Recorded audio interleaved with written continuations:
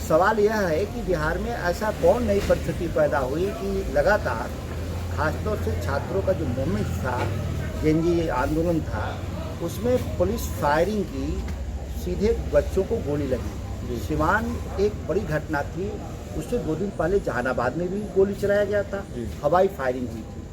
दिल्ली में भी आपने देखे होंगे पायलट गन जो आतंकवादियों और नक्सलियों के खिलाफ इस्तेमाल हो रहा है। और लगातार अभी भी खबरें आ रही हैं कि जिस तरीके से कह सकते हैं कि पूरे जिला मुख्यालयों पे और उससे नीचे जाके प्रखंड मुख्यालयों पर भी फ्लैग मार्च पुलिस कर रही है डर पैदा करने के लिए। केवल और केवल आप छलावा और झूठ के सिवा कुछ इनके पास एजेंडा नहीं है। घोषणाओं की भरमार है। जदयू और भाजपा के भीतर जो संघर्ष है, मूरा कुश्ती है, वो है शक्ति संतुलन को लेकर। जदयू 20 साल पॉलिटिकल फोर्स थी, लीडिंग फोर्स थी, अब उसको छोटे भाई की भूमिका स्वीकार नहीं, इसीलिए बहुत बेचैनी है। और भाजपा के इलेक्टेड मुख्यमंत्री है नहीं, वो सिलेक्टेड है, इसीलिए भाजपा के भीतर उनकी नेतृत्व को लेकर चुनौती है।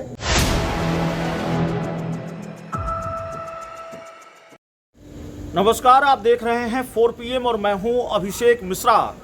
देखिए, इस वक्त हमारे साथ आरजेडी के दिग्गज नेता और आरजेडी के सांसद सुधाकर सिंह हैं। कल एक बड़ा दिन है बिहार की राजनीति के लिहाज से। तेजस्वी यादव और आरजेडी के जो बड़े बड़े नेता हैं, कार्यकर्ता हैं, वो सड़क पर उतरने वाले हैं। आरजेडी का राजभवन मार्च और जिसकी तैयारियां लगातार चल रही हैं। तेजस्वी यादव ने आज प्रेस कॉन्फ्रेंस भी की है और जानकारी यह भी है कि पटना के बाहर से भी जो आरजेडी के कार्यकर्ता हैं वो पटना पहुंच रहे हैं इस राजभवन मार्च में शामिल होने के लिए। AK-47 मामले पर और कई दूसरे मुद्दे हैं, छात्रों का मुद्दा है, उसको लेकर कल आरजेडी राजभवन मार्च करने जा रही है। क्या तस्वीर होगी? देखिए, लोकतांत्रिक प्रक्रियाओं में विरोध दर्ज करने और आंदोलन की एक बड़ी भूमिका रही है, उसका हिस्सा है। ऐसा आप कोई नहीं आरोप लगा सकता है कि आंदोलन और प्रदर्शन और धरना लोकतांत्रिक प्रक्रिया का हिस्सा नहीं है। जी। सवाल यह है कि बिहार में ऐसा कौन नई परिस्थिति पैदा हुई कि लगातार खासतौर से छात्रों का जो मूवमेंट था, जेनजी आंदोलन था, उसमें पुलिस फायरिंग की, सीधे बच्चों को गोली लगी। सिवान एक बड़ी घटना थी, उससे 2 दिन पहले जहानाबाद में भी गोली चलाया गया था, हवाई फायरिंग हुई थी। दिल्ली में भी आपने देखे होंगे पायलट गन जो आतंकवादियों और नक्सलियों के खिलाफ इस्तेमाल हो रहा है। और लगातार अभी भी खबरें आ रही हैं कि जिस तरीके से कह सकते हैं कि पूरे जिला मुख्यालयों पे और उससे नीचे जाके प्रखंड मुख्यालयों पर भी फ्लैग मार्च पुलिस कर रही है डर पैदा करने के लिए। एक रामगढ़ की भी घटना है, मैं कभी आपको वीडियो भी दिखा दूंगा। तो क्या ये साबित करता है कि बिहार में कोई कानून का राज नहीं है? अगर इस तरीके से अगर गोली चलाई जाएगी आंदोलनों में, तो फिर इस देश में लोकतांत्रिक प्रक्रिया एक मृत प्राय के समान है। उसके खिलाफ राष्ट्रीय जनता दल एक कल बड़ा आंदोलन करेगा।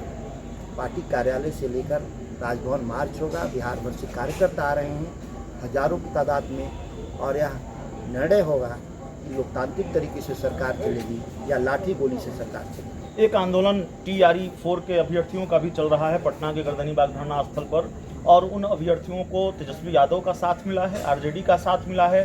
और अभी मैं उनसे बातचीत करके आ रहा हूं, वो कह रहे हैं कि शिक्षा मंत्री का इस्तीफा नहीं होगा, मिथिलेश तिवारी का, तो फिर ये आंदोलन जारी रहेगा या फिर हमारी सारी मांगें जो हैं वो मान ली जानी चाहिए।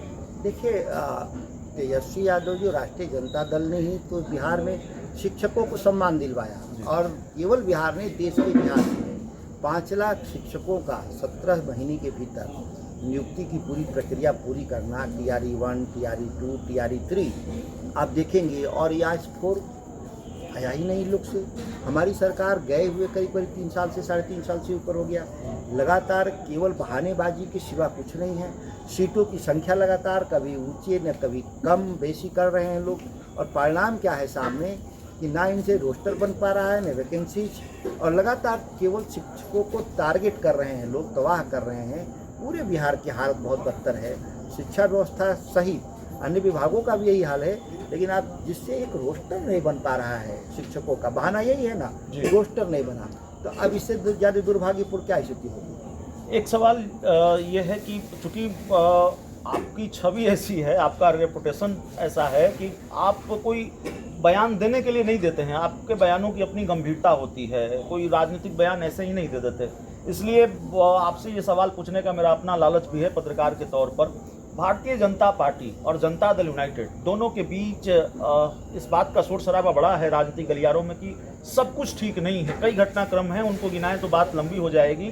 ताज़ा घटनाक्रम है कि नीतीश कुमार सुपर सीएम हैं, जेडीयू के कार्यकर्ता नारा लगा रहे हैं। अनंत सिंह जो जेडीयू के विधायक हैं वो कह रहे हैं कि बीजेपी को घमंड हो गया था इसलिए बांकीपुर हार गई, नीतीश कुमार के नाम पर आप वोट लेंगे और किसी को और मुख्यमंत्री बना देंगे, ये लोगों को अच्छा नहीं लगा।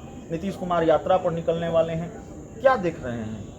देखिए, नीतीश कुमार रहते तो भी यही हाल था बिहार का। नीतीश कुमार नहीं है तो उससे स्थिति खराब ही हुई है। और पूरे एनडीए का देश भर में कहाँ स्थिति ठीक है? दिल्ली से लेकर मध्य प्रदेश से लेकर जहाँ तक जाइए बिहार तक, पूरा थूकम फजियत है इस पार्टी के, इस गठबंधन के लिए। लगातार लोग सड़कों पे उतर रहे हैं और पॉलिटिकल पार्टियों से ज़्यादा जनता का मतलब कि छात्र, नौजवान, केवल और केवल आप छलावा और झूठ के सिवा कुछ इनके पास एजेंडा नहीं है। घोषणाओं की भरमार है। जदयू और भाजपा के भीतर जो संघर्ष है नूरा कुश्ती है, वो है शक्ति संतुलन को लेकर। जदयू 20 साल पॉलिटिकल फोर्स थी, लीडिंग फोर्स थी, अब उसको छोटे भाई की भूमिका स्वीकार नहीं, इसीलिए बहुत बेचैनी है। और भाजपा के इलेक्टेड मुख्यमंत्री है नहीं, वो सिलेक्टेड है, इसीलिए भाजपा के भीतर उनकी नेतृत्व को लेकर चुनौती है और कार्यशैली को लेकर जदयू में चुनौती है। यह दो चुनौती में सम्राट चौधरी फंसे हुए हैं और अपनी कई बार मूर्खता की वजह से, कम पढ़ाई लिखाई होने की वजह से अधिकारी बेलगाम हैं, उनके नियंत्रण से बाहर हैं और वो केवल क्या बोलते हैं, वो मंच पर हवाबाजी, थोथेबाजी के सिवा कुछ कर नहीं पा रहे।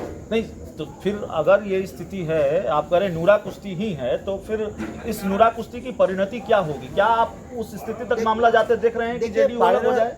ये मैंने पहले भी कहा, 20 साल से मैं कह रहा हूँ, ये सत्ता के लोभ में जमावड़ा है। ये जो लोभियों का जो गैंग है वो सत्ता के लिए है। जब तक सत्ता है तब तक एक साथ रहेंगे। एक कितना भी गाली गलौज करेंगे, आपस में मारपीट करेंगे, लेकिन रहेंगे एक साथ। जब ये सत्ता गिर जाएगी, हट जाएगी, तो जेडीयू नाम की पार्टी खत्म हो जाएगी, अब बीजेपी हाफ हो जाएगी। आखिरी सवाल है प्रशांत किशोर को लेकर। प्रशांत किशोर बांकीपुर चुनाव जीत गए हैं, अब विधायक बन गए हैं, क्या रिएक्शन है? बांकीपुर को बेंगलोर बनाए जी, कहा तो बेंगलोर बनाने के लोग लगाए थे, तो बेंगलोर बनाए बांकीपुर को। तो चलिए, हमारे साथ बक्सर के सांसद सुधाकर सिंह थे, आरजेडी के दिग्गज नेता और बड़े फायर ब्रांड लीडर हैं, फायर ब्रांड एमपी हैं आरजेडी के, और इनसे बातचीत हो रही थी। बातचीत और लंबी होती लेकिन बारिश शुरू हो गई है। इस पूरी रिपोर्ट में इतना ही। बहुत बहुत धन्यवाद।